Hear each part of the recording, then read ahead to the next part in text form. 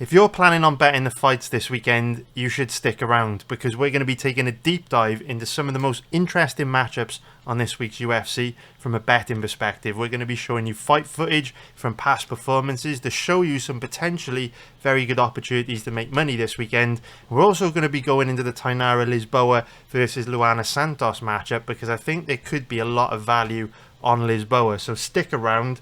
This video is going to be a good one. Also, check out my live betting group. Links in the description below. If you watch every UFC event live, it's an absolute no-brainer to join my live betting group. We make a profit on almost every single UFC event.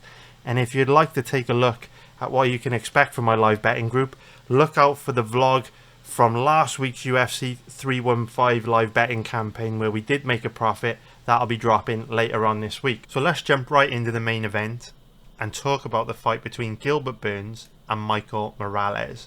So if we start off by taking a look at the odds on this one, we can see that Morales is a huge favourite, one of the biggest favourites on the card, at average odds of around 1.13, which is going to be minus 769 for an implied probability of 89%. And if we take a look at the odds on Burns, he's around an average of 6.4, which is going to be plus 540 for an implied probability of 16%. So Morales, absolutely massive favourite in this fight, almost at an implied probability of 90%, which is kind of absurd for a sport as chaotic and unpredictable as MMA. And in order to bet Morales this weekend and get any value on him at all, you've got to give him, you know, like a 95% chance of winning, which is absurd. And this does bring me on to something that I want to talk about, just very quickly go over it, because I get comments like this in my videos from time to time, which is a little disappointing, but I think when I do receive comments like this, it just means I need to reiterate this point. So I'll throw a comment up on the screen now from Danielle. You know, I love Danielle. She always watches my videos, always comments on my videos, but a lot of people watching my videos do misunderstand me a lot when it comes to these predictions, these breakdowns. So I just want to quickly go over this, and every time I start to see comments about this again, I'll bring it up again. Eventually, hopefully, you know, people will understand my goal with videos like this. So Danielle is talking about my picks being bad, and I'll just reiterate for like the 1000th time since creating these videos, this content isn't about picks, this is a sports betting channel. So if you want me to tell you that Michael Morales is most likely to win this weekend, you are probably coming to the wrong place, because he is most likely to win this weekend. Like, he wouldn't be a 1.13 favourite at an implied probability of almost 90% if Michael Morales wasn't most likely to win. Of course he's most likely to win. Anyone with eyeballs and a brain knows that Michael Morales is most likely to win. There are opportunities in any sport to make money from inefficient odds, but you're never going to get a situation on a huge mainstream sport like the UFC where the odds are so inefficient that a guy at odds of 1.13 with an implied probability of 90% attached to him is going to be less likely to win than the underdog. It's just not going to happen.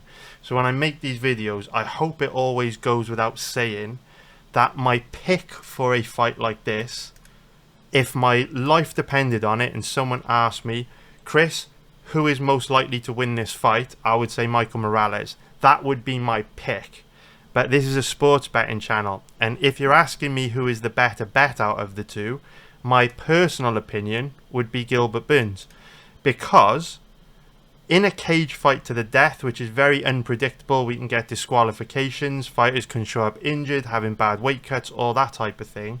For me personally, from a betting point of view, if there's no value on either side, I would much rather risk $1,000 on Gilbert Burns to make, I mean, what are his odds? 6.50, right? About that.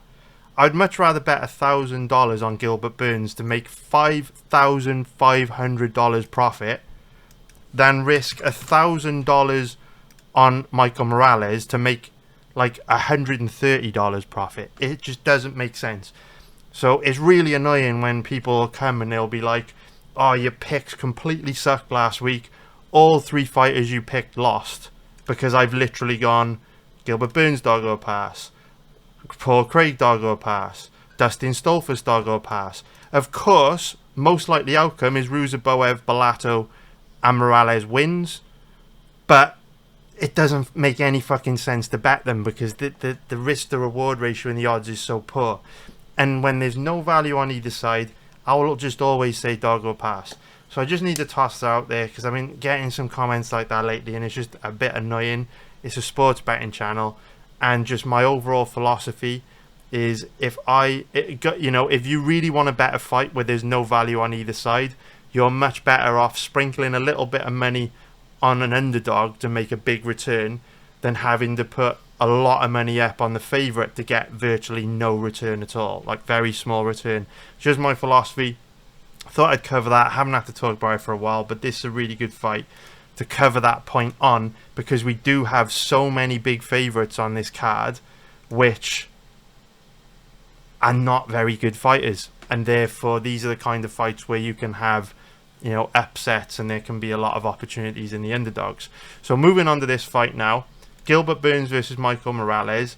Burns 38 years old, 5'10" with a 71-inch reach. Morales 25 years old, 6 foot tall with a 79-inch reach. So we've got some real deep trends to dig into here.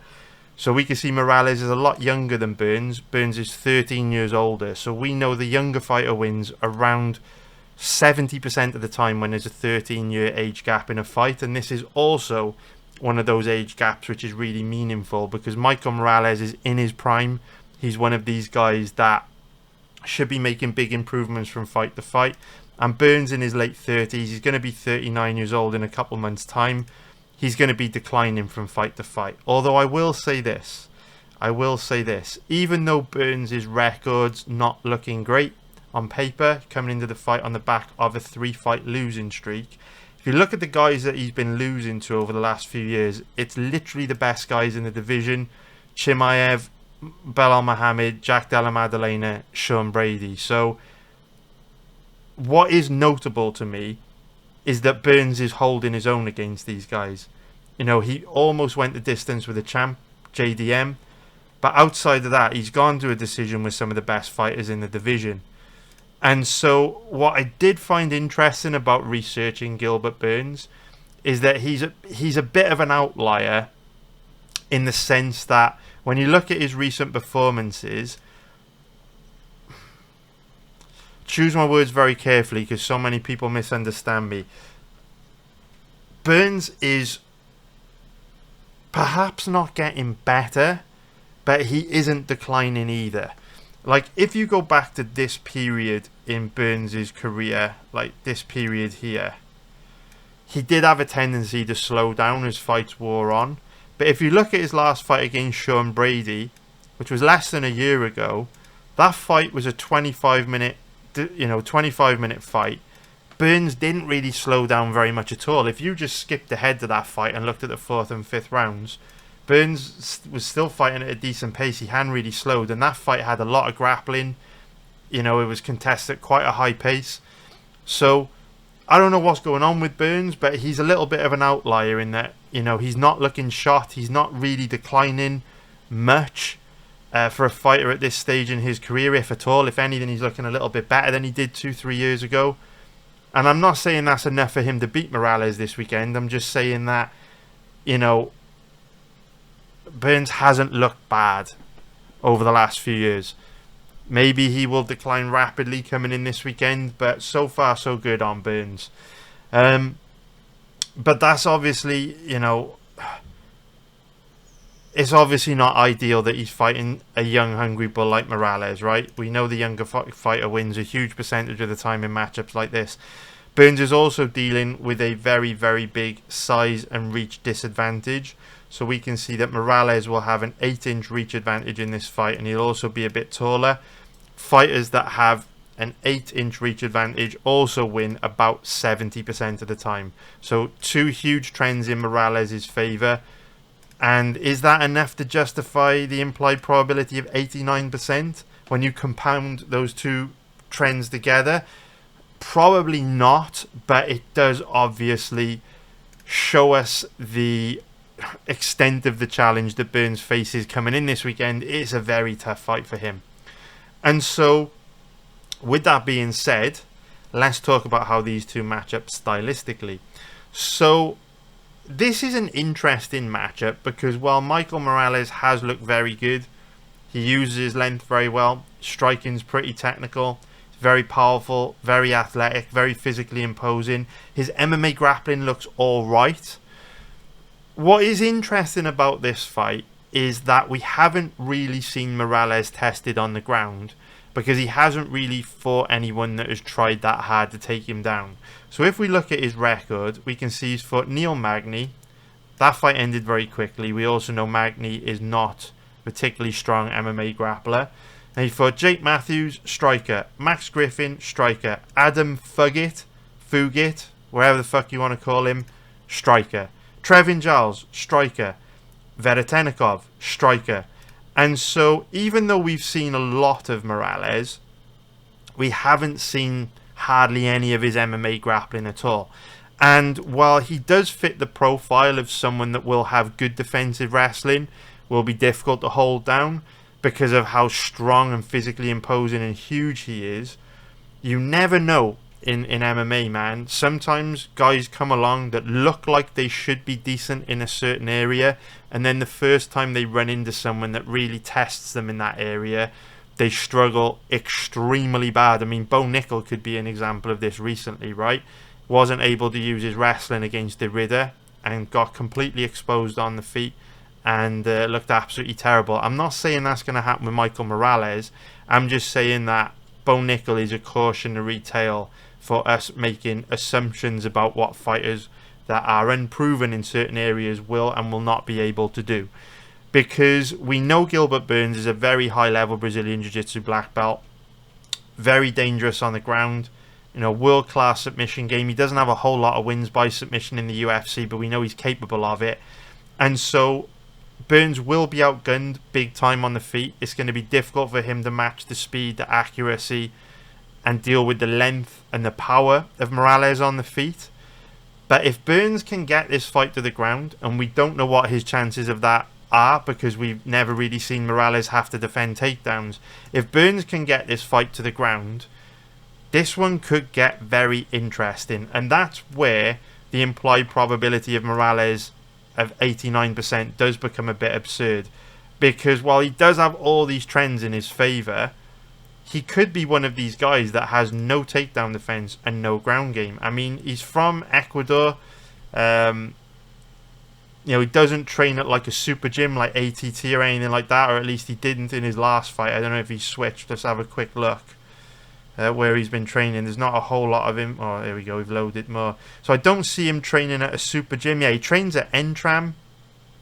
When was this uploaded? So 3 weeks ago, he was at Entram Gym. Which is not a gym famed for producing fighters that have particularly good takedown offense and ground game. It's a gym in Mexico, full for the majority of Mexican strikers. So I wouldn't be surprised if Morales is really bad on the ground. You know, we were talking about this with Gene Silva a few weeks ago, and one of the main reasons why I bet on Bryce Mitchell to beat Gene Silva was because Gene Silva is such a high-level striker for just 27 years old that whenever you have a very talented, skilled fighter in their 20s come along like a Michael Morales or Gene Silva, usually they have a big weakness in their skill set just because they haven't been training long enough to be at a very high level everywhere. So when you see a guy like Gene Silva come along, that's 27 years old, and his striking is absolutely elite, I start looking at other areas where there could be potentially major weaknesses, because logically speaking, there's only so many hours in the day that you can train. So if you're extremely high level at striking, that would indicate you've put a lot of time and effort into developing your striking, which could leave issues elsewhere. And so when I look at a fighter like Michael Morales, it's interesting because Gene Silva turned out to be a unicorn, right? Gene Silva's takedown offense ground game is amazing. But that is exceptionally rare for a 27-year-old. That defies the trend. That's why we bet against Gene Silva, because we always want to be betting on the right side of the trend. You know, the most likely outcome is the Silva would have big issues on the ground because of how good his striking was. And so applying the same logic, applying the same trend to Morales, with his striking being as good as it is, what's the probability that him training at Entram Gym in South America, Mexico, would enable him to also have a very high level ground game and good takedown offense? Like, the chances are quite small. So I don't know if Burns is going to be able to exploit any issues Morales may have on the ground, because Burns is a lot smaller and he's a lot older, and Morales is physically imposing. He's got that superhero vibe, just incredible power, incredible physicality, and also the cardio to go with it, which could make him a bit of a unicorn. He might be an exception to the rule, because guys with his body type and his fighting style, you know, usually don't have the best cardio. His cardio looks fantastic. And so this is one of those fights. It's undoubtedly dog or pass. Like, you'd have to be crazy to bet Morales at these odds, right? Gun to my head, who's most likely to win, Chris? Obviously Morales. Doesn't take a rocket scientist to work that out with the trends that Morales has got in his favour. But that doesn't change the fact that if you want to bet this fight this weekend, Burns is undoubtedly the better bet. Gives you a far better risk to reward ratio, leaning into the fact, taking a gamble on the fact that Morales' takedown offense and ground game could actually be pretty bad. We just don't know. It's a big unanswered question. So that's an interesting fight. Definitely dog or pass. In terms of the over-under on this one, I do think there's a pretty good chance this fight goes deep, simply because with Gilbert Burns showing that he's not really declining that much in recent fights and still capable of going to a decision with some of the best fighters in the division. Yes, he was finished by JDM, but that fight was only around a couple minutes away from going to a decision also. Michael Morales isn't like crazy dangerous.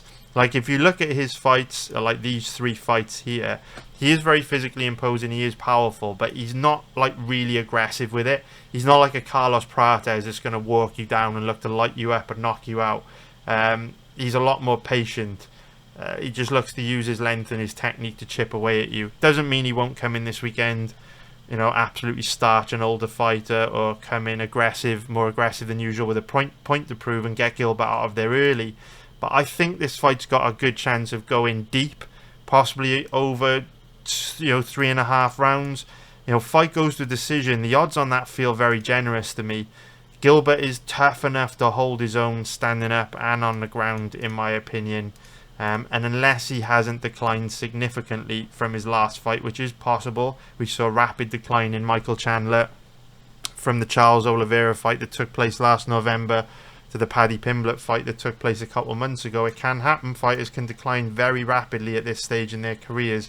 But based on past performances, I like Gilbert's chances of surviving very deep in this fight. So if you're looking to bet the over-under this weekend, I would consider this. Again, let the odds do the work for you. Let them do the work for you. Look at the difference in risk to reward ratio between the odds. You've always got to be thinking in terms of the odds. What is going to give you the better risk to reward ratio? Where there's no value on either side and uncertainty, take the juicier odds, take the underdog odds, lean into the unpredictable, chaotic nature of the sport. In terms of the props on this one, Morales by decision I think is most likely outcome, but there's very little difference in the odds in percentage terms from fight goes to a decision and Morales by decision. So rather than getting cute, I would just go Morales. I would just take the over. Sorry, I would just take the fight to go to a decision if you really want to bet a prop on this one. Outside of that, a prop that, again, I think is crazy. I don't think it's the most likely outcome, but when you're talking about bets in this odds range, you don't have to hit a particularly high win rate on bets like this to make a nice long-term profit. The odds on Burns by submission, in my opinion, are absurd. Because, say, for example, Michael Morales is a very young, 25 years old, inexperienced fighter who is very green on the ground, and we see this happen all the time. He just may not be anywhere near the level of Gilbert Burns on the ground, and Burns may just get him down and submit him easily. Like, there's nothing in Michael Morales' past performances which tell us that can't happen. So those odds are kind of absurd. So if you like the high risk props, Burns by submission, very, very, very interesting to me. So I hope you found that one useful. Now let's break down the next fight on this card, which is going to be Paul Craig versus Rodolfo Bellato. So if we start off by taking a look at the odds on this one, we can see that Bellato is another big favourite at average odds of about 1.18, which is going to be minus 556 for an implied probability of 85%. And if we take a look at the odds on Craig, he is around an average of 5.0, which is going to be plus 400 for an implied probability of 20%. So Paul Craig is 37 years old, 6'3" with a 76-inch reach. Bellato, 29 years old, 6'3" with a 77.5-inch reach. So we can see both guys are about the same size. There is a big difference in age, with Paul Craig being 8 years older than Bellato. So we know Craig is at that stage in his career where he should be declining a lot from fight to fight. And with Bellato being 8 years younger than Craig, he statistically wins close to 70% of the time, just purely based on that age statistic. However, this is another fight where I do think the odds are absolutely crazy. What we have here is two very low level fighters. Is Paul Craig more low level out of the two? Yes, he probably is. However, whenever you've got a really low level guy like Rodolfo Bellato at big favourite odds, it always gets my spidey senses tingling, because guys like this are very likely to make mistakes and very likely to find themselves in trouble. And I don't think Bellato should be this big of a favourite against anyone in the UFC. If you look at his implied probability, it is 85%, which means to get any value on Bellato, you'd have to cap him in that 90% odds range. So, yes, Bellato is more likely to win, but if you want to bet this fight this weekend, Paul Craig is by far the better bet. He gives you by far the better risk to reward ratio. So I've never considered betting Paul Craig in the past, ever, because of how bad he is. But this is one fight where I look at how these two match up stylistically, and I am very, very, very, very, very tempted. I haven't decided if I'm going to pull the trigger on him yet. Obviously, you are putting your money in a lot of danger whenever you bet on a low-level fighter like Craig. But these odds are absurd to me. When you research this fight, these odds are absolutely absurd. They make no sense. Bellato deserves to be the favourite. There's no doubt about that. But should he be this big of a favourite? Based on past performances, no. So in terms of how they match up stylistically, they're both very bad strikers. They both have real bad striking defence. Paul Craig just doesn't see punches coming, doesn't move his head. He's a sitting duck on the feet. Bellato is one of these slow, flat-footed, stuck in the mud light heavyweights. It's just very slow and clunky on the feet. So his defense is really bad as well. Bellato is the better boxer out of the two, but Paul Craig has better kicks. Bellato is more aggressive. He's tougher. He's got that doggedness in him. He's more durable than Craig, in my opinion. He's got like that tough edge to him. You know, we've seen him run into trouble early in both of his last two fights against Crute and Pateria, and he dug deep in both and was able to come back and kind of rescue a loss from both those fights. Whereas Craig, we know, tends to capitulate and kind of fall apart if you put him in bad situations or if he gets hurt. So those are some more reasons that Bellato is more likely to win this weekend. But they're both bad on the feet. They're both very bad. And I would say Craig has got better footwork and movement, something he does better. And his cardio on the feet is better as well. Bellato does have a tendency to slow down as fights wear on, whereas Craig's cardio, in terms of striking, isn't bad. It's only when Craig gets into grappling positions that he can burn through a lot of energy and slow down quite a lot. So yeah, this is one of those fights where the odds are just feeling very, very wide on this one. In terms of how they match up on the ground, it's an interesting one. Both are very weak off their back, although the caveat to that is that Craig obviously has hit a lot of Hail Mary submissions off his back. Bellato is one of these guys that very weak off his back, very low level. But it's harder to get on his back than Craig. We know Craig flops to his back a lot, will pull guard, all that kind of shit. Bellato is harder to put on his back. But then Craig has... his offensive wrestling has got a lot better in recent years. And so... when you look at the guys that Craig has caught in submissions, right? And it's been a while since he caught someone in a submission. Right? He's won, you know, if you take away his grappling matches, that's 1, 2, 3, 4, 5. So he's 1 and 5 in his last 6 fights.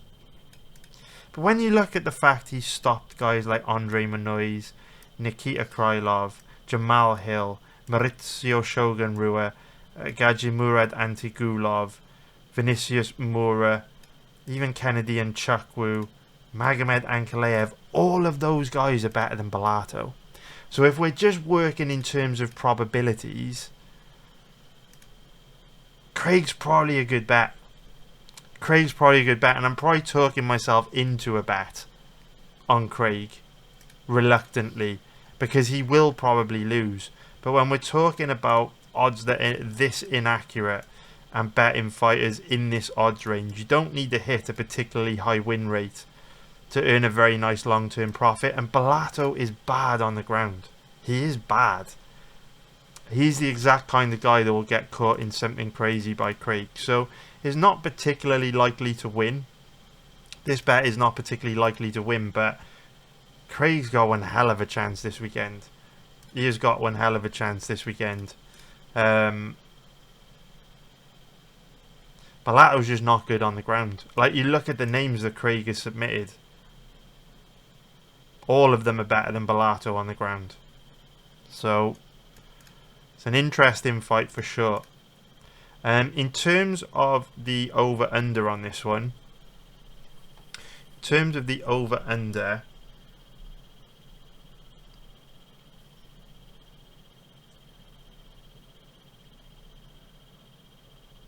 most likely outcome is fight not to go to a decision because Bellato is aggressive.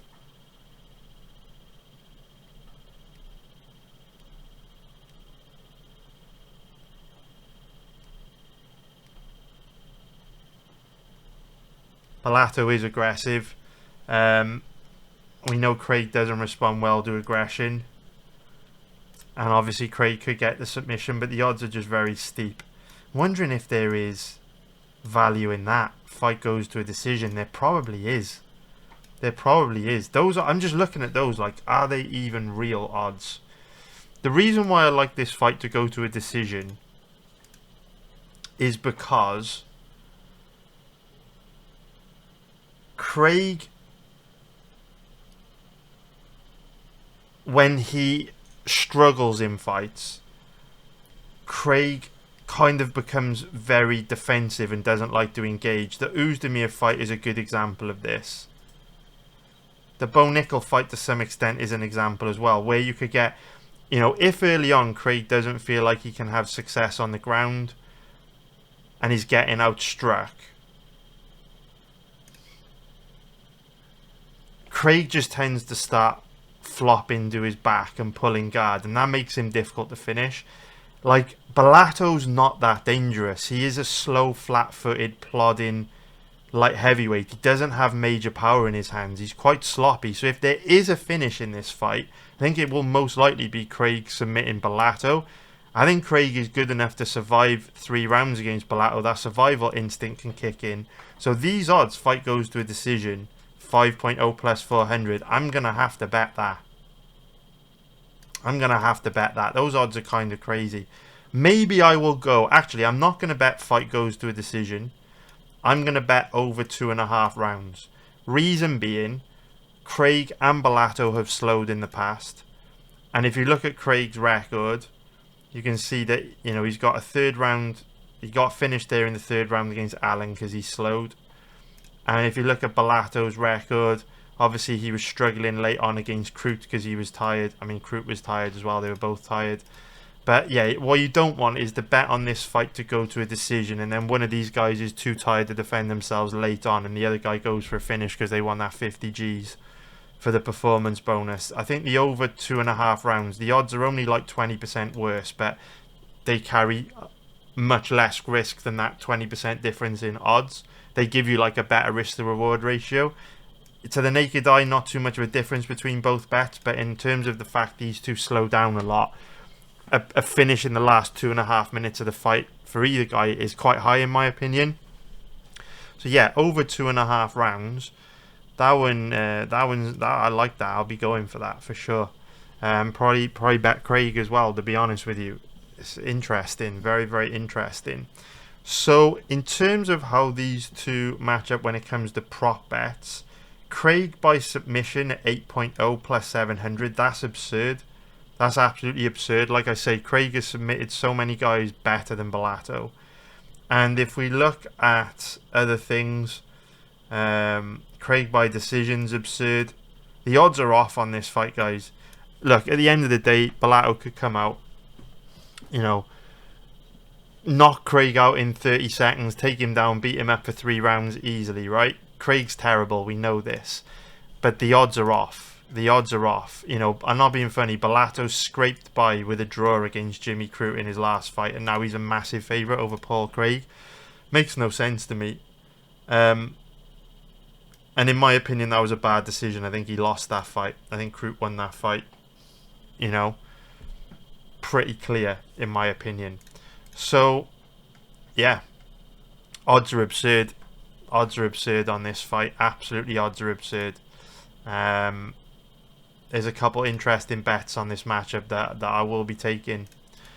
So now let's get into another fight where the odds are absurd. Although perhaps not as absurd as Craig versus Bellato. And it's going to be Dustin Stoltzfus versus Nursultan Ruziboev. So if we start off by taking a look at the odds on this one, we can see that Stoltzfus is the underdog at average odds of about 3.50, which is going to be plus 250 for an implied probability of 29%. And if we take a look at the odds on Ruziboev, he's around an average of 1.33, which is going to be minus 303 for an implied probability of 75%. So again, absurd odds, right? Absolutely absurd odds. We actually made a decent profit betting against Ruziboev in his last fight, in both pre-fight and live betting, because we had pre-fight bets, not his last fight, sorry, his fight before that. We had pre-fight bets and live bets on Jacqueline Buckley to beat him, and Buckley came through for us bigly. So if we look at the tail of the tape, Stoltzfus is 33 years old, 6 foot tall with a 75-inch reach. Ruziboev is 31 years old, 6'5" with a 76-inch reach. So we can see they both got pretty much the same reach. They're about the same age. Ruziboev is longer and taller. So the odds on Ruziboev are always inaccurate, because when you look at the country that he's from, obviously Uzbekistan, and you look at his beard and his name, people automatically assume, like they assume with most people from this part of the world, that his takedown offense, ground game, MMA grappling is going to be amazing. That's not true. He's utterly terrible on the ground, which is why myself and my community made a very nice profit betting against him when he fought Joaquin Buckley. Buckley was able to expose that weakness in his skill set big time. But I understand you may not have been watching that breakdown, so what we want to do is show you guys just how bad this guy is on the ground, so that you can start to see the reasons why Stoltzfus is a very, very tempting bet here. So if we bring up the Buckley fight, bring this up right here, we'll just skim through. And what I would say about this fight is, obviously Ruziboev, we're going to show you now, very bad takedown offense, very low level ground game.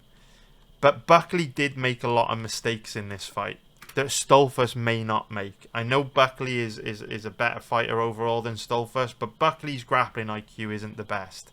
So we see him shoot a double leg here, and he gets Ruziboev down. Drives through, gets it down. So a repeating pattern that you'll notice throughout this fight is that Buckley takes Ruziboev down easily every time that he shoots a takedown. But then he keeps letting Ruziboev back up. So he gets the takedown here at about 2 minutes into the fight.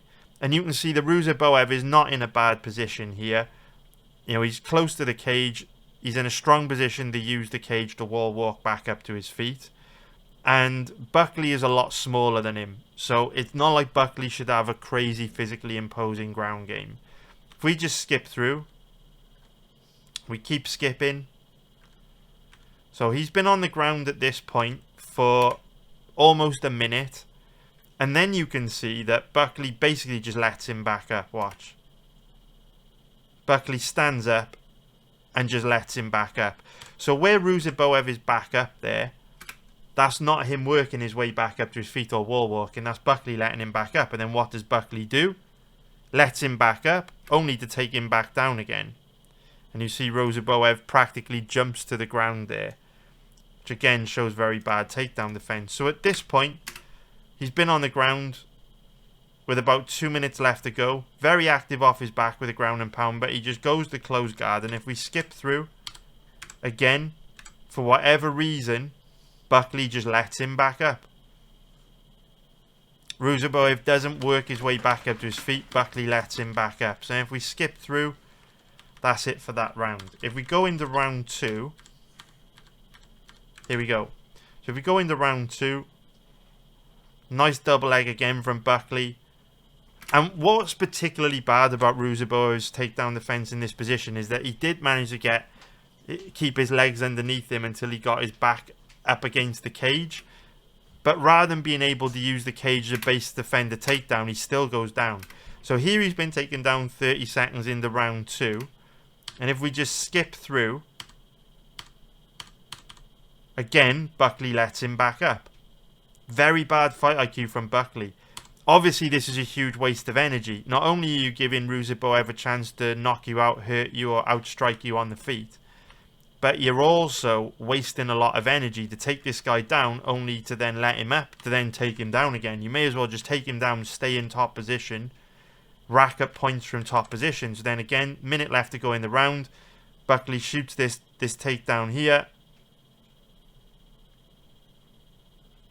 Easy outside trip into side control. Minute left in the round. This time, Buckley stays heavy and tight from top position. Again, Ruziboev just looks very weak off his back. Now, the third round gets a little more chaotic. So here you can see Buckley gets a knockdown there. So it's not a takedown, but again, you can see Ruziboev very weak off his back. Doesn't show any urgency to get back up. Actually, he rolls to his knees, stands back up. Very nice. Here, taken down again. Falls over. You can just see Ruziboev very bad balance, right? Buckley mounts him. Does all kinds of terrible things to him on the ground.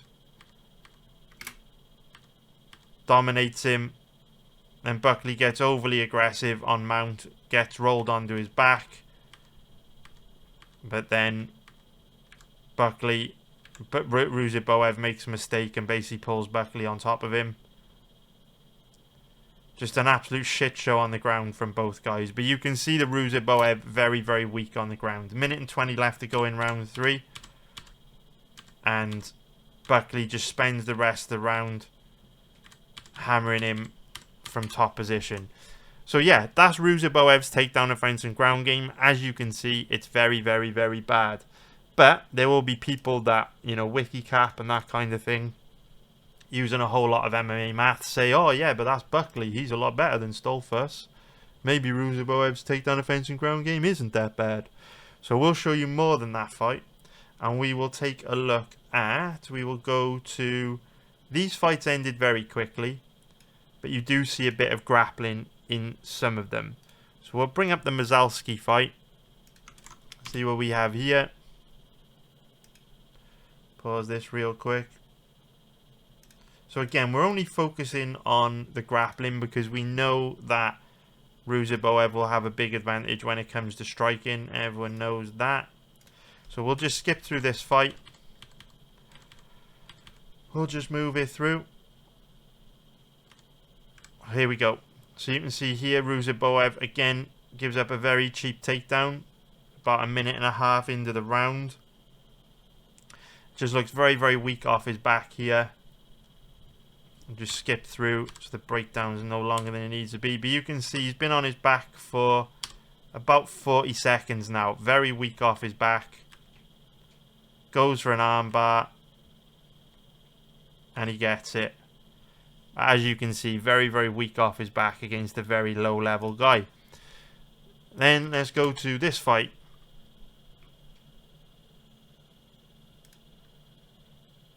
Let's take a look at this one.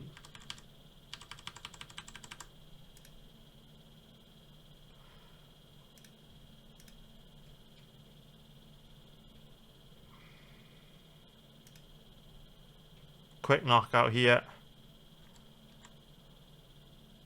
Quick Kimura, sorry. Misspoke. But you can see here again he gives up another cheap takedown. And he hits a Hail Mary Kimura off his back. Like, I don't want to make this breakdown super long. But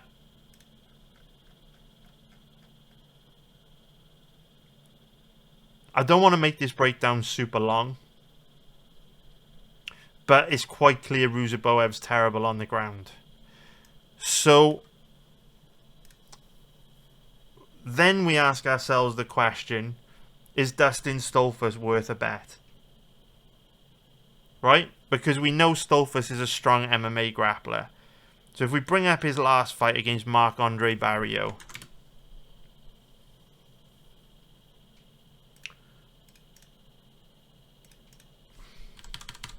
There we go.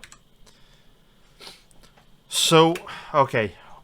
We should talk a bit about striking at this point while you're watching this fight. So, Ruziboev has a huge advantage over Stoltzfus on the feet. We were talking about Rodolfo Bellato being a slow, flat-footed, stuck-in-the-mud fighter.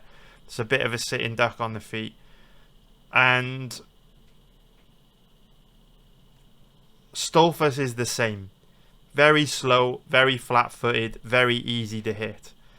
So, if this fight stays standing, Stoltzfus is going to get absolutely starched. He'll get brutally knocked out. Ruziboev is fast, he's dynamic, he's explosive. We saw that in both the Dumas and also the Meconico fights. I mean, we even saw a bit of it in the Buckley fight, right? Every second that this fight is standing, Stoltzfus will be at constant risk of being knocked out. But this is one of those matchups where both guys have extreme advantages in the area that the other is weak.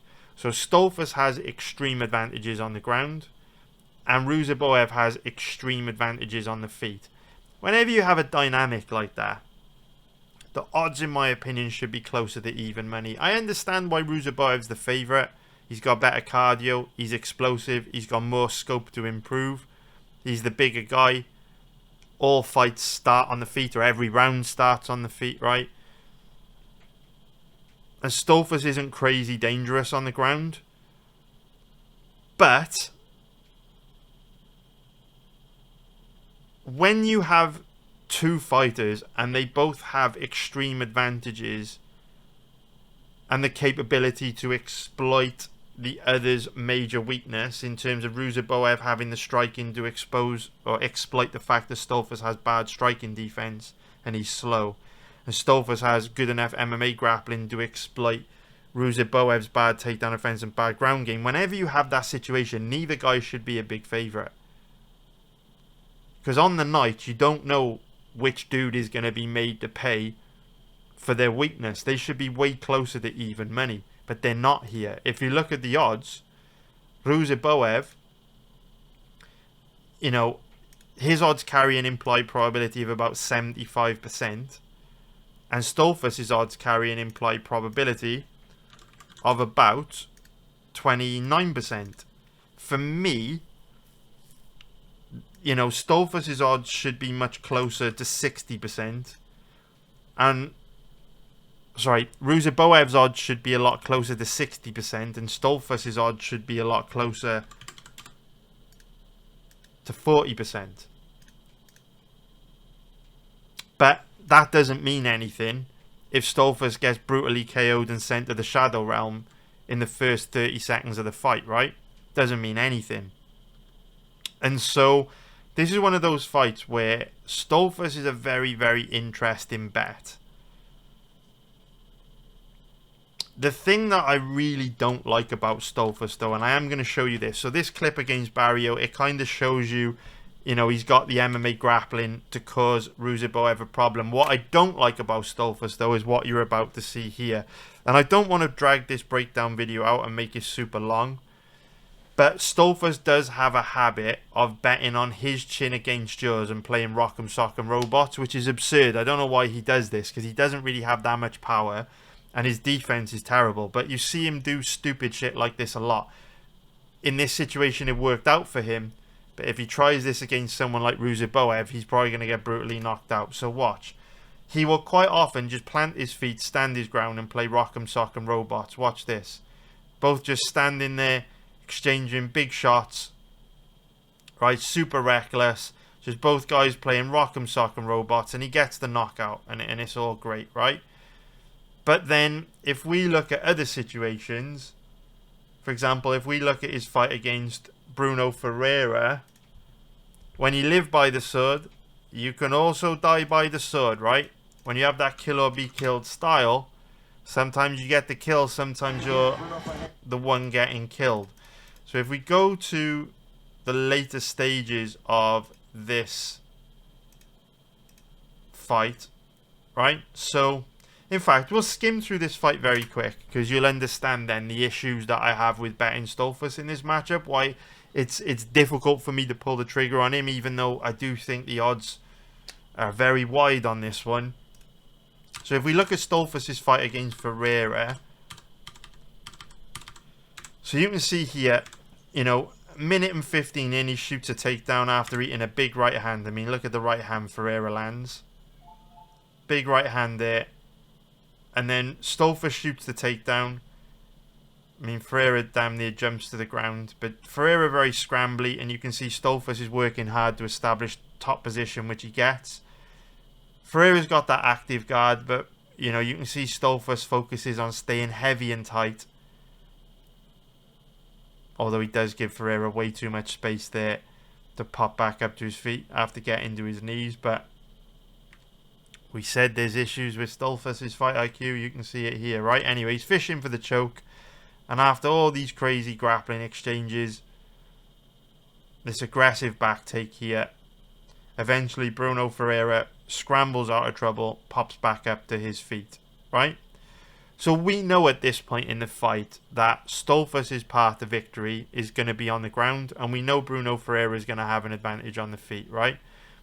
There's 2 minutes 15 seconds left to go in this round, and when this fight gets back to kickboxing range, ideally what you want to see is Stoltzfus work real hard to get this fight back to the ground, because you know, with how hard Bruno Ferreira hits and how bad defensively Stoltzfus is, the longer this fight takes place on the feet, the higher the probability is that Stoltzfus is going to get brutally knocked out, right? So here you want to see him commit hard to the takedown, but we don't really get that.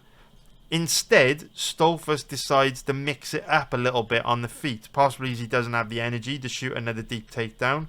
But you can see how slow his hand speed is. He's already taking those big, deep, visible deep breaths. You know, that's a laboured kick. You can see him, you know, taking these deep breaths.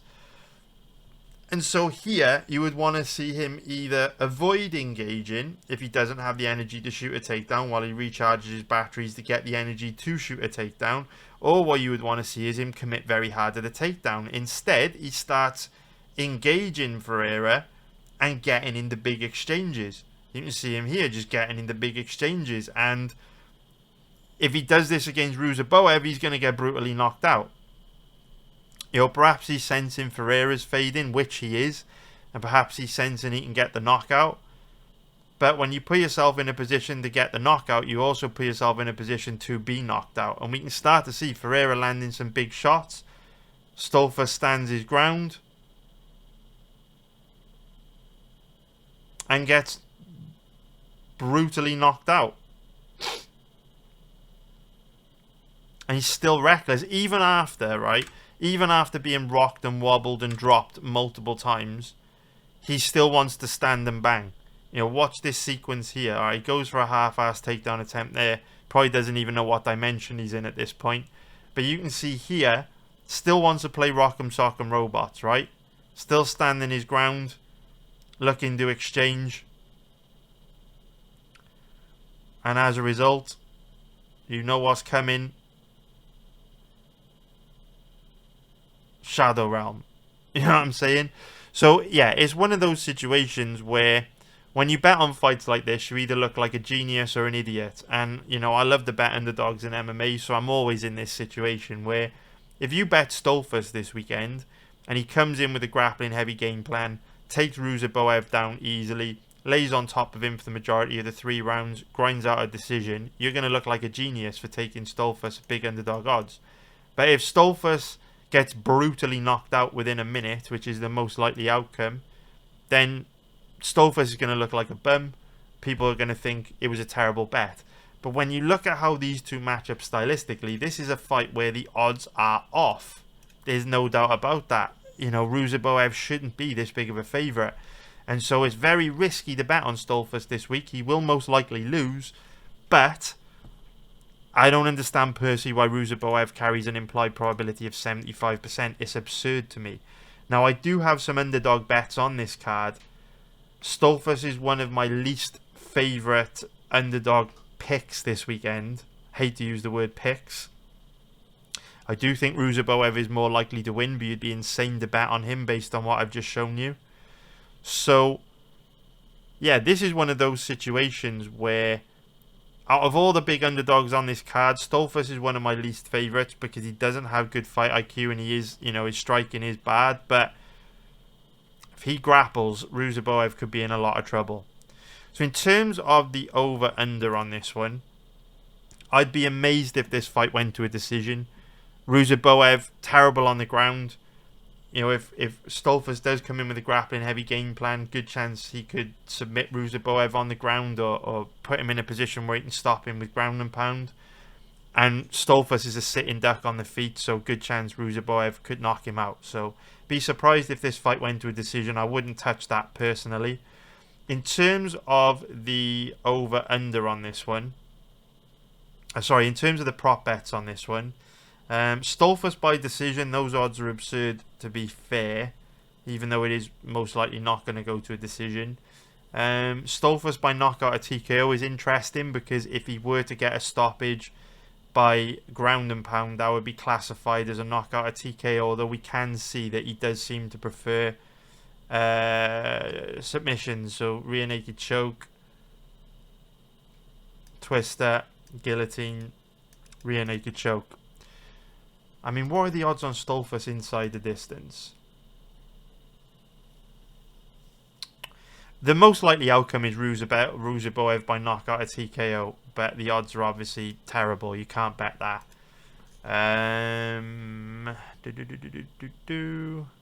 Stoltzfus inside the distance. Where are we?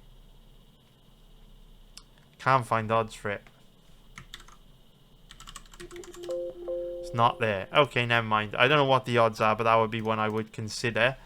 And yeah, very, very interesting fight. Hope you found that breakdown useful. Let's move on to the next one. So now let's break down the fight between Sodiq Yusuff and Mayrin Santos. So if we start off by taking a look at the odds on this one, we can see that Santos is the favourite at average odds of about 1.77, which is going to be minus 130 for an implied probability of 57%. If we take a look at the odds on Yusuff, he's around an average of 2.10, which is going to be plus 110 for an implied probability of 48%. So Yusuff is 31 years old, 5'9" with a 71-inch reach. Santos, 24 years old, 5'9" with a 72-inch reach. So age not that much of an issue on this one. other than the fact that Santos is very young, so he should be making big improvements from fight to fight, which to be fair we are seeing in him, but both of them are about the same size. Very, very interesting matchup this. Straight off the bat, Yusuff is a very tempting bet because this feels like a big step up in competition for Mayweather Santos. He's gone from fighting relatively low level guys on The Ultimate Fighter, guys like Khan Offley and Francis Marshall, to now facing a very dangerous, very technical striker. What's also interesting about this matchup is that if we're just pure wiki capping this fight, you can see that Santos has gone to a split decision in 2 of his last 4 fights against a relatively low level of striker. You know, I do like Francis Marshall. I like how tough, durable, how well-rounded he is, but he's nowhere near the level of striker from a technical point of view that Sodiq Yusuff is. And the Santos-Marshall fight was very close. It was, for the most part, a stand-up fight, and it wasn't like Santos completely outclassed Marshall on the feet. So if we were just using MMA math and wiki cap in this one, with how much better of a striker Yusuff is than Francis Marshall, if Marshall can be competitive with Santos on the feet, you'd think that Yusuff could go one step further and give Santos a lot of problems. Now, I know this is a very complex sport.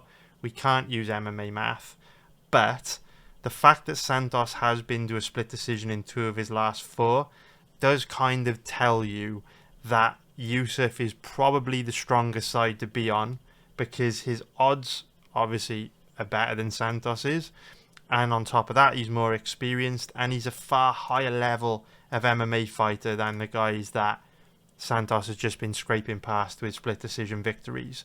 So in terms of how these two match up stylistically, I do think Yusuff is better than Santos in every single aspect of MMA.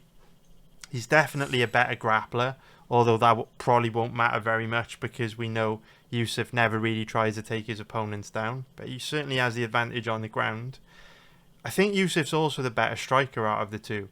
Santos has got this kind of very technical, single shot sniper style of striking, but he's quite passive and tentative. He doesn't throw that much volume. Yusuff is fast, he's technical, he's accurate, he hits hard, he throws much more powerful damaging shots than Santos, but Yusuff is aggressive with it. He's one of these guys that comes forward, loads of forward pressure, loads of aggression, has very high volume.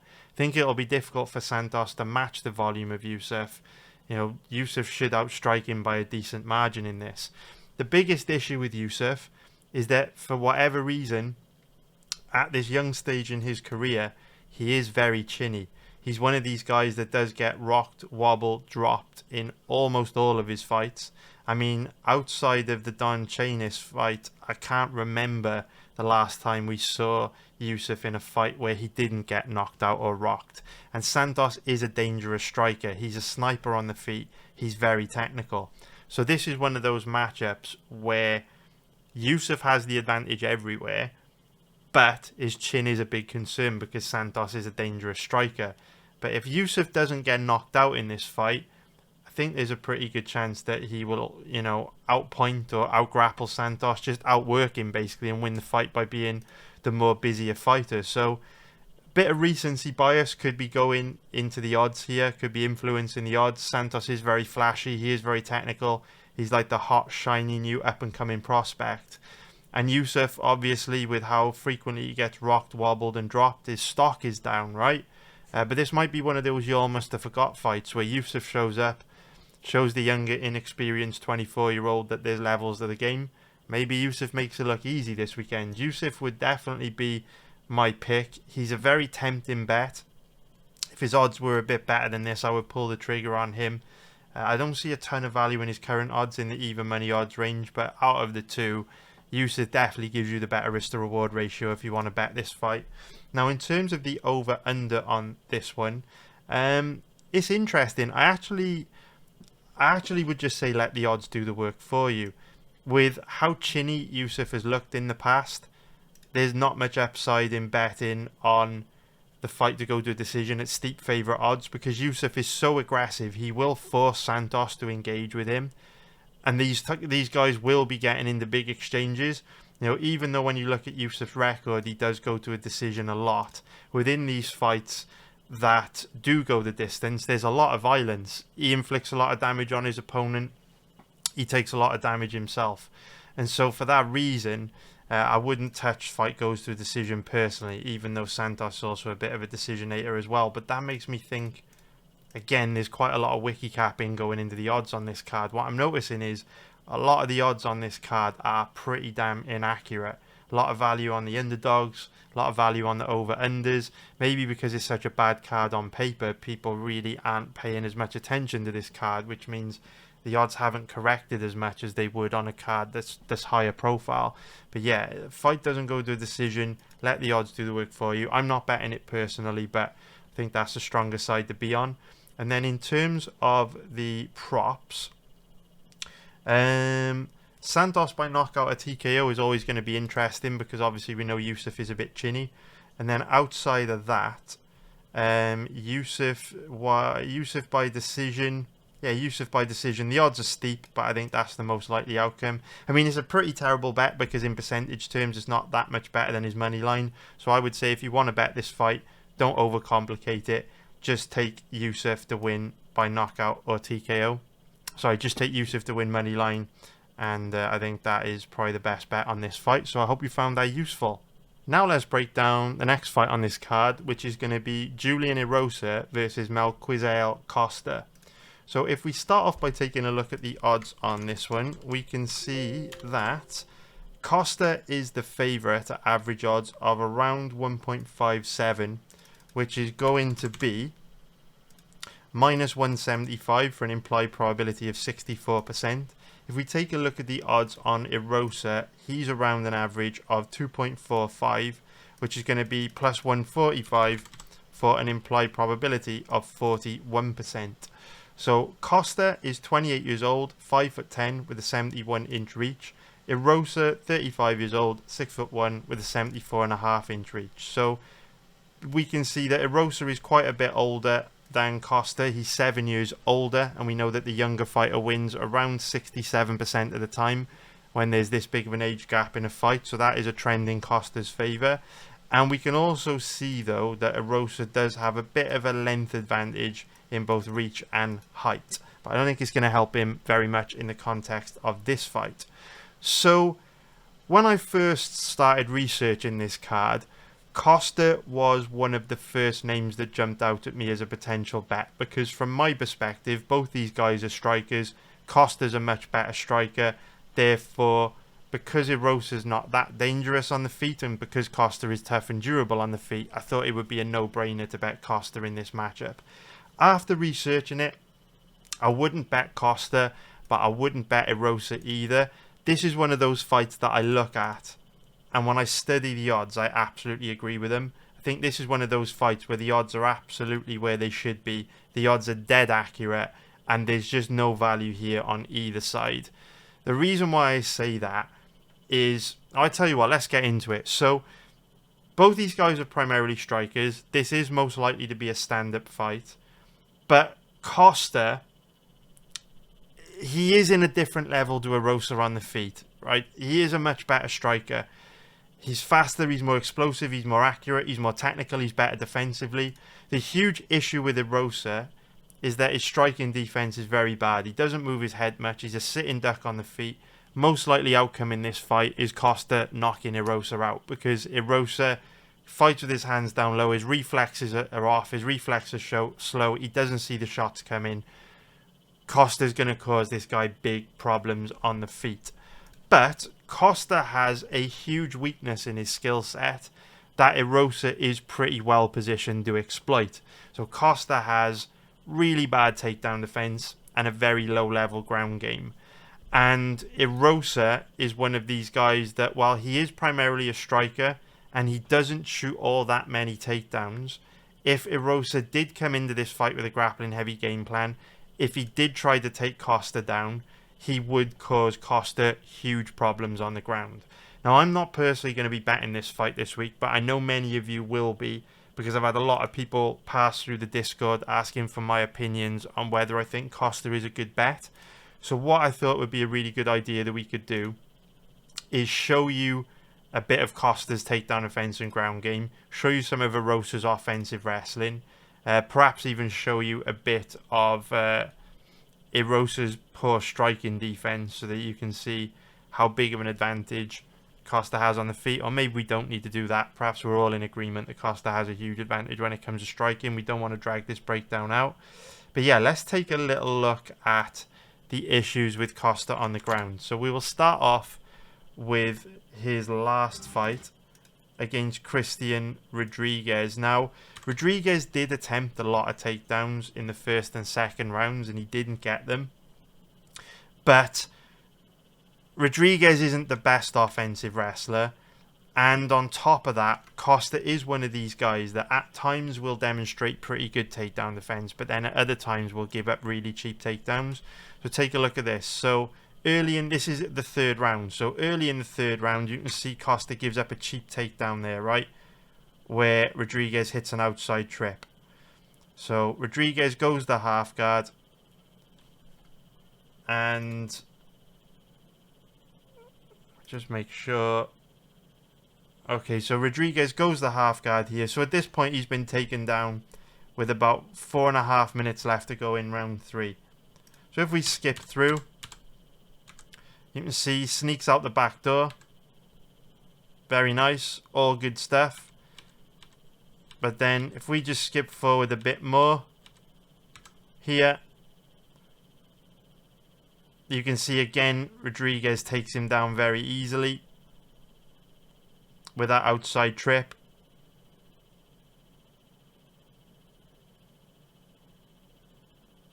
We just skip forward a little bit more.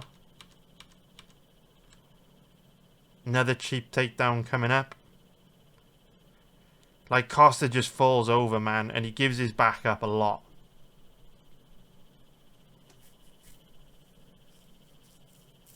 Rodriguez gets overly aggressive on the back, take Costa's back up. We keep skipping. See him, Costa give up another cheap takedown here. So as you can see, his takedown offense is very, very bad. Like, these are awful takedowns to be giving up. So here he's been taken down with about a minute left to go in the round. And if we just skip through, looks very weak off his back. So then we can take a look at not his fight immediately before that, because his fight immediately before that against Andre Fili ended very quickly within the first round. But his fight before that against Sheelan Nordembike also showed a lot of issues on the ground. It was a fight that he won, but there are a lot of issues on the ground. So here we go. So you see Costa give up a bunch of cheap takedowns against Rodriguez. And we see it again here.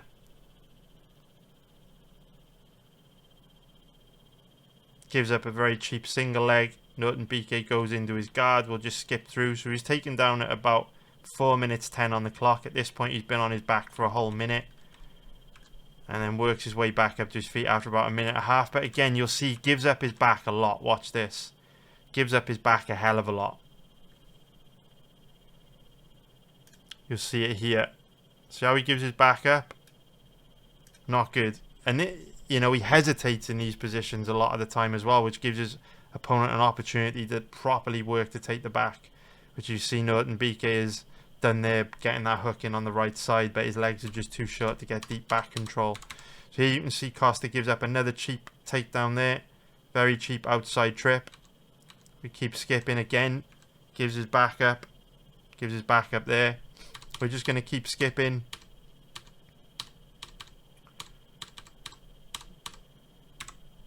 Gives up another cheap takedown here. Very cheap takedown. Keep skipping. Loses the scramble when he's rolling for a leg. Winds up on the bottom. If we go into round 2. Gives up a cheap takedown right at the beginning of the round. His balance just seems very bad, right? His balance seems off. So he goes down very easily there. We'll just skip through. Nordembike's held him down for about a minute at this point. Again, gives his back up. And the way he gives his back up, I don't always mind it if you give your back up, if you do it quickly. So if you don't give your opponent time to react, you just get to your knees and immediately explode back up to your feet. It's a huge issue, though, when you do it like Costa does it, where he hesitates in positions like this. and gives his opponent opportunity to get hooks in and start to take the back. Like, he hesitates way too long in positions like this. Anyway, he gets the takedown, and then Northern BK hits a reversal, flattens him out. You can see Costa's just very weak on the ground. Makes a lot of mistakes. He's got back control here, but you can see he doesn't lock in the body triangle. Gives Northern BK the opportunity to pivot into top position. There, again, just showing more low-level ground game from Costa. Gives up his back again. Here.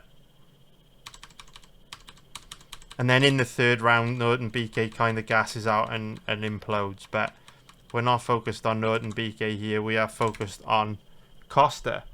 So that's basically Costa's issue on the, or issues on the ground. I think you see a good amount of them there. And like I say, if this fight stays standing, it probably won't matter, right? Because he'll just outstrike Erosa. And Erosa, you know, prefers to stand and bang. But every once in a while, Erosa will go to his grappling. And if he goes to his grappling in this fight, I think he will dominate Costa. So just check out this sequence here. So you can see that Erosa is very vulnerable on the feet. Very bad striking defense. Doesn't move his head a whole lot. But gets a takedown there. Rodriguez gives his back up. One hook in on the right side from Erosa. Very, very quickly goes the body triangle. Nice back take, nice control. Fish in for an arm. Trying to distract Rodriguez with the arm bar attempt. Keeps good back control while Rodriguez is trying to scramble back up to his feet. Rodriguez out of trouble. Attacking from top position. Thinks he's out of trouble. Rodriguez gets trapped in the guillotine. Taps very quickly. So if we then take a look at Erosa's fight against Hakeem Dawodu, and this is an interesting matchup to assess and analyze, because obviously Dawodu has a lot of similarities to Costa in the sense that Dawodu has very bad takedown defense, low level ground game, technical striker like Costa, and this is a fight where stylistically Erosa faced the same sort of challenges, right? If he stood and struck with Dawodu, he ran the risk of losing this fight quite a high percentage of the time. But if he went to his grappling, he would likely cause Dawodu a lot of trouble. So he doesn't shoot a takedown until 4 minutes in. Shoots a double leg there. Dawodu defends it, but you can see it was quite a nice entry. With how bad Costa's takedown defense is, if Erosa starts shooting double legs like this, I mean, if Costa's getting taken down off half-assed inside-outside trips from Christian Rodriguez, you know, a double leg attempt like that will probably get him down a good percentage of the time. If we then go into round 2, you can see this is the problem with Erosa. Doesn't grapple that much, just loads of striking. But then towards the end of round 2, Erosa shoots another takedown. Double leg there, outside trip, nice entry. And you can already see with how bad Costa's takedown defense is, with how good Erosa's offensive wrestling is. I mean, look how slick that back take was. Look how quickly he got that body triangle in. You can already see that if Erosa goes to his grappling in this fight, he's going to cause, you know, he's going to cause Costa a lot of problems. And I don't need to show you more than that, basically. So, yeah, this is one of those fights where, you know, you can't trust Erosa to grapple. If you could trust Erosa to come in with a grappling heavy game plan this weekend, I'd place a huge bet on Erosa. You know, if you said to me, Chris, I've got a crystal ball and I promise you, I've seen this fight, I'm telling you right now, Erosa is going to grapple his dick off for 15 minutes. I'll be like, take my money. Erosa is going to be one of my biggest bets of the year because he's got great cardio. He's got good enough cardio to grapple hard for 3 rounds. And I think if Erosa grapples hard for 3 rounds, he'll win easily. The problem with Erosa is that we often don't see him grapple until he runs into a little bit of trouble on the feet first. You know, he didn't try and take neither Dawodu nor Christian Rodriguez down until he ate some big shots on the feet. Got hurt on the feet first. Then he went to his wrestling. Problem when you take that approach, I mean, ask Curtis Blades, right? Curtis Blades found this out the hard way. Quite often when you do that, you run the risk of getting knocked out before you have a chance to wrestle. So I hate betting on guys like this that I can't trust to grapple hard for 3 rounds. But there's no way that I would bet Costa based on how bad his takedown offense and ground game is. Like, what do you think? Would you take a shot on Erosa here? For me, because I can't trust him to grapple, I don't think there's enough value in his odds at an implied probability of 41%. Every round starts standing. This probably is a 60-40 fight in favour of Costa. But who would you rather have your money on, the underdog or the favourite? Let me know what you think on Discord or in the comments below. I'm not too sure. I think the odds are nailed on with both these guys exactly where they should be. So in terms of the over-under on this one, I don't think it's very likely this fight will go to a decision. So I do agree that the odds on fight not to go to a decision should be favorited. I wouldn't bet the over here simply because Erosa is very fragile on the feet. He's very prone to getting knocked out. And Costa is very bad on the ground. So no matter where this fight goes, whether it stays standing or goes to the ground, one of these guys is going to be at big risk of being finished. Because on the feet, Erosa is going to be at constant risk of being knocked out. And with how bad Costa is on the ground, he's going to be at constant risk of being submitted. So I would not bet on this fight to go to a decision. And the odds are too steep on it not to go to a decision. So in terms of the props on this one, Erosa by submission, the odds are a bit too steep on that. Most likely outcome is Costa to win by knockout or TKO, but the odds are absolutely terrible. The odds, do you know what? If you do want a prop for this fight, I would say take Erosa by decision on the basis that if he does grapple hard, he may not be able to submit Costa, but he may be able to like take him down and grind him out for long periods in the same way Norton BK kind of did. So yeah, Erosa by decision, 6.0 plus 500. I think that's pretty good value. Erosa by decision, I like it. It's not bad. Probably end up betting that myself. So I hope you found that useful. So now let's break down the fight between Tainara Lisboa and Luana Santos. Now, every once in a while, this doesn't happen very often because most sports betting markets, pre-game, pre-fight, are highly efficient. So it's rare you will run into a fight where the odds are wildly inaccurate based on past performances. But every once in a while you do run into a fight where the odds are wildly inaccurate. It might only happen a handful of times every year, but this is one of those fights in my opinion. So when I saw that Tainara Lisboa and Luana Santos were in the even money odds range last week, I rushed to research this fight because straight away I felt Lisboa would be an amazing bet. We bet Lisboa in her debut against Jessica Rose Clark. She came through for us big time. She looked great. And I'm very high on Lisboa. I think she's very good. I think she's very well rounded everywhere. And so I rushed out to bet Lisboa because I felt her odds would get absolutely steamed. So I rushed to bet her in the even money odds range. I think we bet her at about 1.87. Which is minus 115. And I thought her odds would get annihilated. I thought her odds would get steamed. I thought her odds would end up somewhere around where Luana Santos' odds are right now.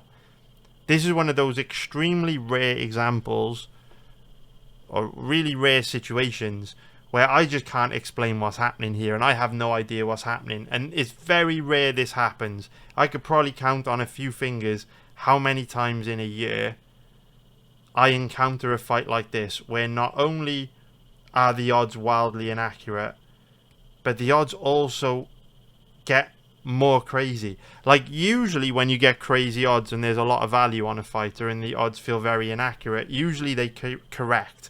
In this instance, the opposite is happening.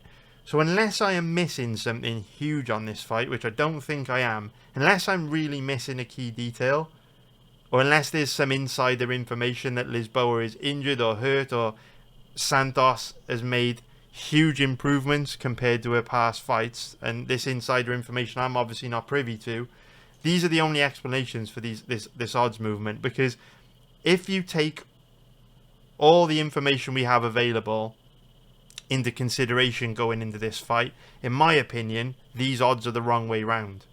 And Santos should be an underdog in this odds range, and Lisboa should be the favourite. So we're going to cover everything. We're going to go into a lot of depth on this fight. And then hopefully, maybe you guys can slide in the Discord or leave a comment below on YouTube and let me know what I'm missing here. Because it's very unusual to see odds movement like this, and very unusual to see this much value in the odds, and then the odds continue to get better. But like I have said, the odds on this card are fucking crazy, and it's such a bad card on paper. I mean, look at it. The main card is tragic. You know, when you've got Paul Craig in a co-main event, you know you're in a lot of trouble. I mean, the guy is on a 3-fight losing streak, and he's in a co-main event against the guy most people have never even heard of. So you know you're in a lot of trouble on a card when you've got guys like Paul Craig as a co-main and Dustin Stoltzfus on the main card. You're in a lot of trouble, guys. And I think what might be happening here, because I'm seeing massively inaccurate odds on a lot of these fights, like wildly inaccurate odds, doesn't automatically mean you'll make a profit. You know, doesn't mean you'll make a profit. But it does mean there's a lot of value in the odds. And if you're playing the long-term game, looking for plus EV bets, there's plus EV bets on everywhere you look on this card. It's an amazing card for betting. Doesn't mean you'll win, doesn't mean you'll make a profit, but this card is a dream for people to think long-term, because there's just value fucking everywhere you look, especially on this fight. So let's get into it. There's a lot to talk about. So Luana Santos is 25 years old, 5'6", with a 67-inch reach. Tanara Lisboa, 34 years old, 5'7", with a 67-inch reach. So both girls are about the same size. We can see that Lisboa is 9 years older than Santos, and statistically that gives the younger fighter a 70% chance of winning when there's a 9-year age gap in a fight. So that is a nice trend in Santos's favour. However, I will say this, that trend is obviously reflective of the fact that this is a young person's sport, and obviously young hungry bulls quite often beat older declining fighters. The thing with Lisboa is that she's not really old or declining. 34 years old isn't that old. She's only just turned 34 as well, like a couple months ago, and she's only had 9 pro fights. So where we say the younger fighter wins around 70% of the time when there's a 9-year age gap in a fight, that tends to be when 39-year-olds are fighting 30-year-olds, or, you know, 36-year-olds are fighting 27-year-olds. When a 25-year-old's fighting a 34-year-old, the 25-year-old is still quite inexperienced, and the 34-year-old isn't really declining that hard most of the time. And so as a result, the age stat isn't too relevant here. Now, the other X factor on this fight to take into consideration is that Luana Santos is stepping up to compete at bantamweight. So her last fight was at flyweight. Her fight before that was at flyweight. And her debut was at bantamweight. But then before that she fought at flyweight, etc, etc, etc. So Santos is moving up a weight class here. And she is quite slight, she is quite feminine. Whereas Lisboa is strong and physically imposing. And Lisboa has been fighting at bantamweight. Right, she's a natural bantamweight. Her 2 fights in the UFC were at bantamweight. She fought at bantamweight before she came to the UFC. So that's an X factor in Lisboa's favour, right? She is more experienced. She's fought at this weight class before. She's stronger. She's more physically imposing. Now, Lisboa is coming into this fight on the back of a long layoff. So she hasn't fought in, you know, almost 2 years. Call it 18 months, something like that. And that's obviously not good. ring rust, all that kind of stuff. And she is returning after a pretty significant knee surgery. You can see her if we scroll down, if we keep going. Where are we? Keep going. We'll keep going. Wow, she's very active on social media. Okay, there's a picture of her there. There's actually a picture of her somewhere with her knee being operated on. Have I missed it? I didn't think we had to scroll that far to find it. It's kind of there. I think I've missed it at some point. Has she deleted it? Have I scrolled past it? I don't know.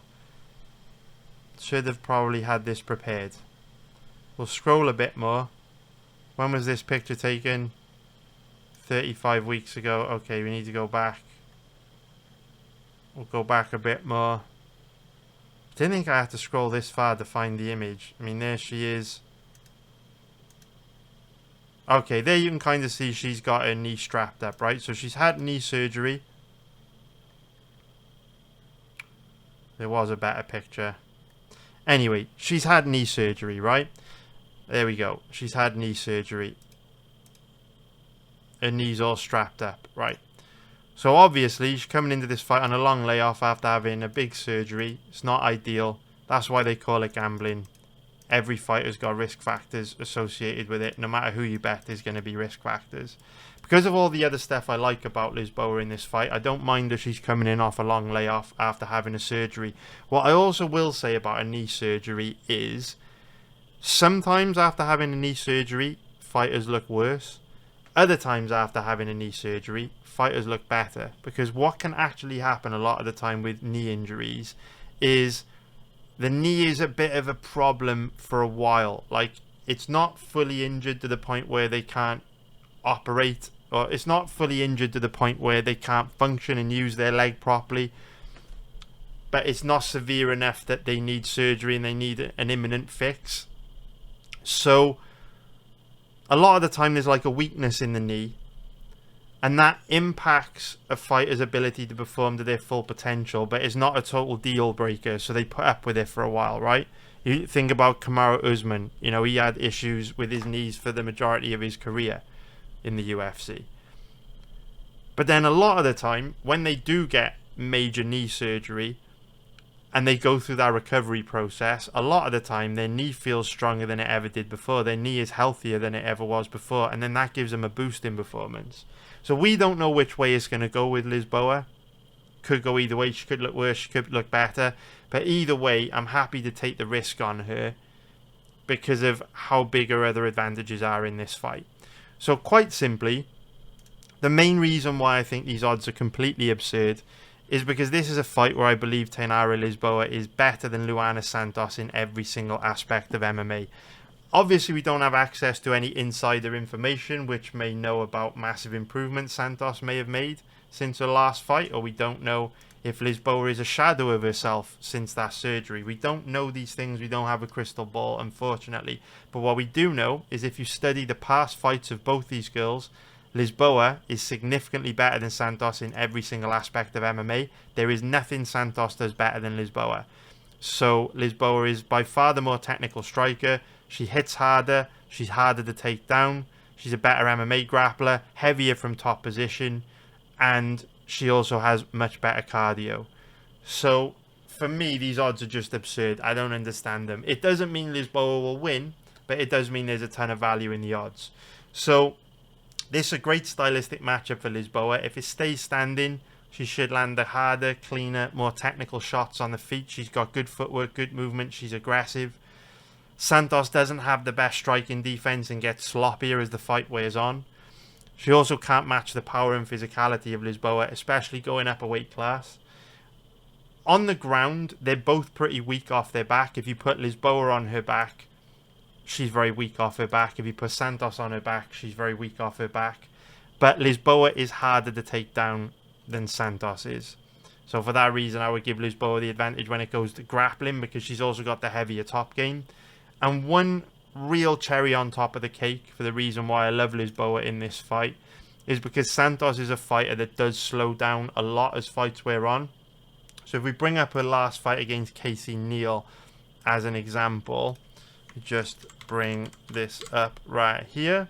What we will just do is skip through to the third round, so you can just take a look at her body language, her breathing patterns, her movement, all that sort of stuff. I don't want to make this breakdown video super long, so we'll just focus on the third round here. But obviously Santos is in the blue, and just pay attention to how laboured her movement is, how flat her footwork is, her breathing patterns, how sloppy she looks in this round essentially.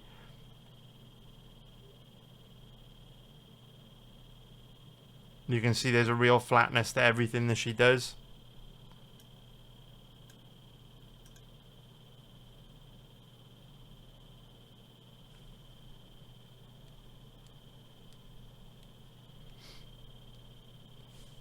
Skip forward just a little bit.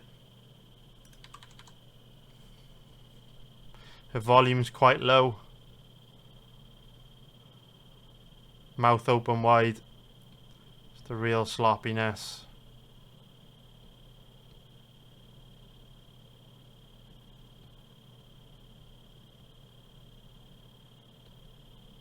Like I said, I wouldn't necessarily say Santos has got bad cardio. She just gets sloppier as fights wear on. Whereas Lisboa doesn't. Lisboa remains technical. So you can see Santos, nothing special here. And what we will do now is show you how Lisboa looks in the third round of fights. So you can kind of compare the two in their last fights that went to the third round. So I say this is Santos, quite sloppy, quite flat on the feet, doesn't really have any power in her hands. Right? It's very sloppy. As you can see, as the round is progressing, she's getting sloppier. This is why I skipped ahead, because obviously she had a minute to recover in between rounds 2 and 3. So then, naturally, she's going to be looking a bit fresher at the beginning of round 3. Judo throw gives her back up. The fight kind of stays like this. If we take a look at Lisboa in the third round of her last fight, so you can kind of compare the two. So look at the difference in the impactfulness of Lisboa's shots, how she moves. So I don't really want to focus too much on grappling. There we go. Just paying attention to her striking here. Around about the same point in the fight that we were watching Santos.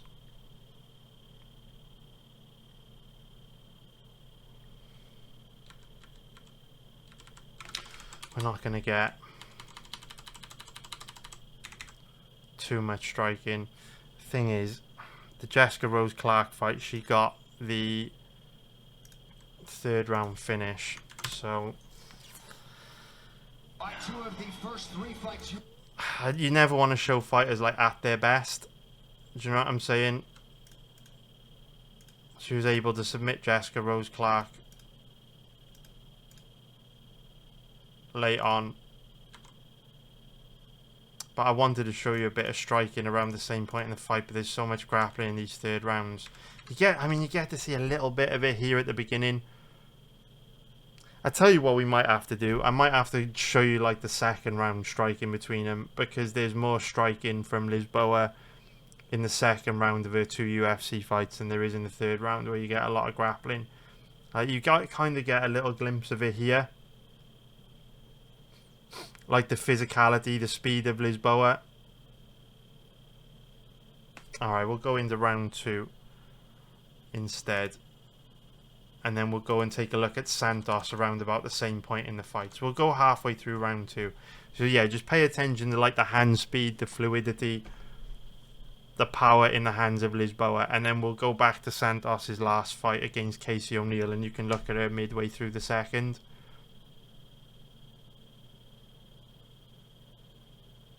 For me, Lisboa just hits harder, more difficult to take down,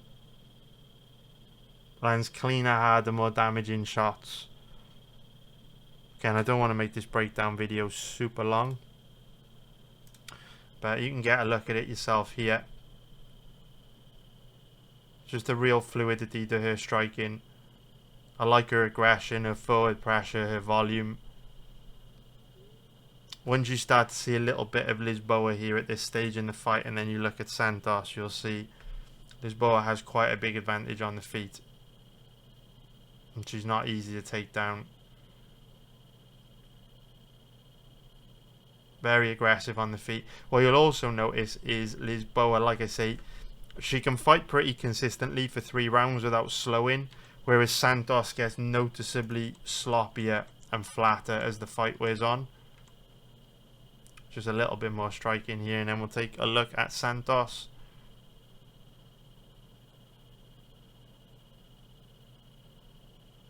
There you see the takedown defense of Lisboa. Lisboa's takedown defense isn't bulletproof, but as you can see, she's not easy to take down. It's easier to take Santos down. Both girls are very weak off their back. So if we go to about the same point in this fight, so then you can kind of compare the two. There we go. So you'll just see Lisboa just more technical, moves better, faster, more accurate, hits harder.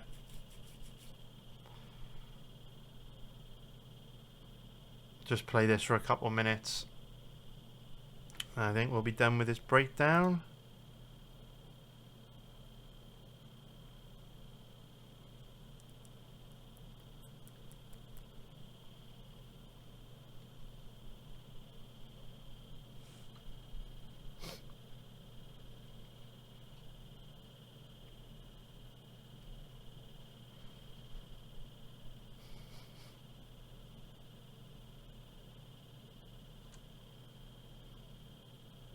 Hopefully you can see what I mean.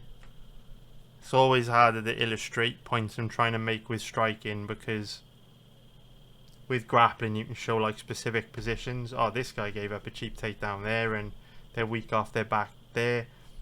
With striking you have to kind of watch a good amount of it to get a feel for how two fighters match up, but I think after the footage that I've shown you, you can kind of see Lisboa will have quite a big advantage when it comes to striking, and since neither girl is particularly good on the ground, and because Lisboa is harder to take down than Santos, I just don't understand the odds on this fight.